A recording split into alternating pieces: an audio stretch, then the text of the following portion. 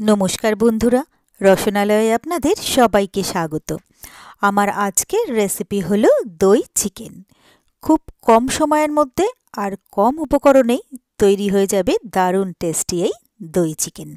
তো এই দই চিকেন বানানোর জন্য আমি প্রথমেই এখানে নিয়ে নিয়েছি 1 কেজি চিকেন, যেটা আমি ভালো করে ধুয়ে কেটে পরিষ্কার করে নিয়েছি।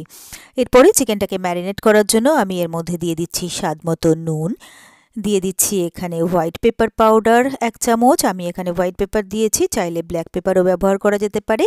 আর দিয়ে দিচ্ছি 1 টেবিল চামচ আদা আর রসুন বাটা। এবারে এই সব কিছু দিয়ে আমি চিকেনটাকে ম্যারিনেট করে রেখে দেবো।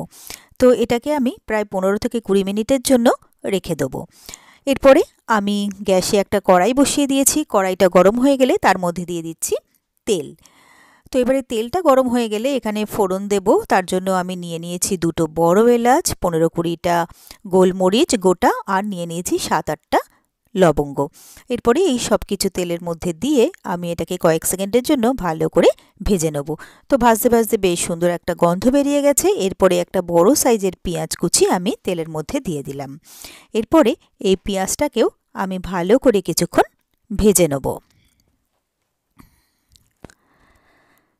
তো পেঁয়াজটা আমার ভাজা ভাজা হয়ে গেছে। এরপরে আমি এর মধ্যে দিয়ে দিচ্ছি লঙ্কা কুচি, কাঁচা লঙ্কা কুচি, আর দিয়ে দিলাম 1 টেবিল চামচ আদা আর রসুন বাটা। এরপরে এই সব কিছুকে আরও একটুক্ষণ ভেজে নেব, যতক্ষণ না আদা রসুনের কাঁচা গন্ধটা চলে যাচ্ছে ততক্ষণ পর্যন্ত। তো ভাজা হয়ে গেছে। এরপরে আমি ম্যারিনেট করা চিকেনটা কড়াইয়ের মধ্যে দিয়ে দিলাম।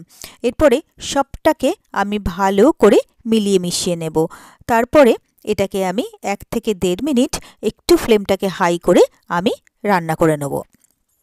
তো এরপরে আমি এটাকে মিডিয়াম টু লো ফ্লেমে করে মিনিট 2-এর জন্য ঢাকা দিয়ে রেখে দিলাম। এদিকে আমি নিয়ে নিয়েছি প্রায় 300 থেকে 350 গ্রাম টক দই। এবারে এই দইটাকে আমি খুব ভালো করে ফেটিয়ে নিচ্ছি। তো দইটা আমার ভালোভাবে ফেটানো হয়ে গেল। এদিকে আমার 2 মিনিট হয়ে গেছে। আমি ঢাকনাটা খুলে নিচ্ছি। তো চিকেন থেকে একটু জলও বেরিয়েছে। এরপরে আমি এই চিকেনটাকে খুব ভালো করে কিছুক্ষণ ধরে কষিয়ে নেব। তো এই দই চিকেন কিন্তু আমরা নান, রুটি, পরোটা, লুচি, ভাত যে কোনো কিছুর সাথেই খেতে পারি। তো চিকেনটা ভালোভাবে কষানো হয়ে গেছে। এরপরে যে টক দইটা ফেটিয়ে রেখেছিলাম সেই ফেটানো টক দইটা আমি চিকেনের মধ্যে দিয়ে দিলাম। এরপরে সবটাকে ভালো করে আমি মিলিয়ে মিশিয়ে নিলাম। তারপরে আরও 1 মিনিট থেকে 1.5 মিনিট আমি সব কিছুকে আরও একবার একটু কষিয়ে নিচ্ছি। এরপরে আমি এটাকে ঢাকা দিয়ে রেখে দেবো যতক্ষণ না চিকেনটা সেদ্ধ হচ্ছে ততক্ষণ পর্যন্ত। তো বেশ কিছুক্ষণ পরে আমি ঢাকনাটা খুলে নিলাম, নেড়ে চেড়ে দেখে নিচ্ছি চিকেনগুলো আমার ভালোভাবে সেদ্ধ হয়ে গেছে। এরপরে আমি এর মধ্যে দিয়ে দেবো একটু স্বাদমতো চিনি। চিনিটা দিলে কিন্তু টেস্টের ব্যালেন্সটা খুব ভালো হয়।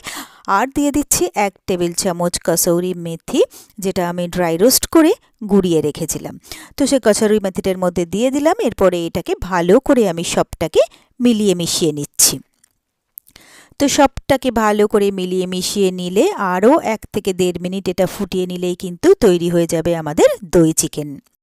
তো দই চিকেন কিন্তু আমাদের একদম রেডি। আমরা গ্যাসটাকে অফ করে দিচ্ছি। এরপরে এটাকে 5 মিনিটের জন্য আমি স্ট্যান্ডিং টাইমে দিয়ে দিলাম।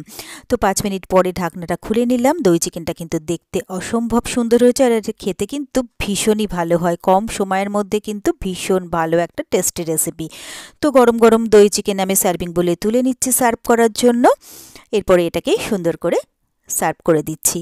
তো ব্যাস তৈরি হয়ে গেল আমার খুব সহজে আর খুবই চটপট দারুণ টেস্টি দই চিকেন। আর আমার এই রেসিপিটা যদি আপনাদের ভালো লেগে থাকে তাহলে আপনারাও বাড়িতে ঠিক এইভাবে একবার ট্রাই করে দেখবেন। আশা করি আপনাদেরও ভীষণ ভীষণ ভালো লাগবে। আর আমার রেসিপিগুলো যদি আপনাদের ভালো লেগে থাকে তাহলে প্লিজ আমার ভিডিওগুলোতে লাইক ও কমেন্টস করবেন। আর আমার চ্যানেলটা যদি নতুন চেক করতে থাকেন তাহলে প্লিজ আমার চ্যানেলটাকে সাবস্ক্রাইব করবেন আর পাশে থাকা বেল আইকনটা প্রেস করে দেবেন। তাহলে আমার দেওয়া ভিডিওগুলো কিন্তু আপনারাই সবার প্রথম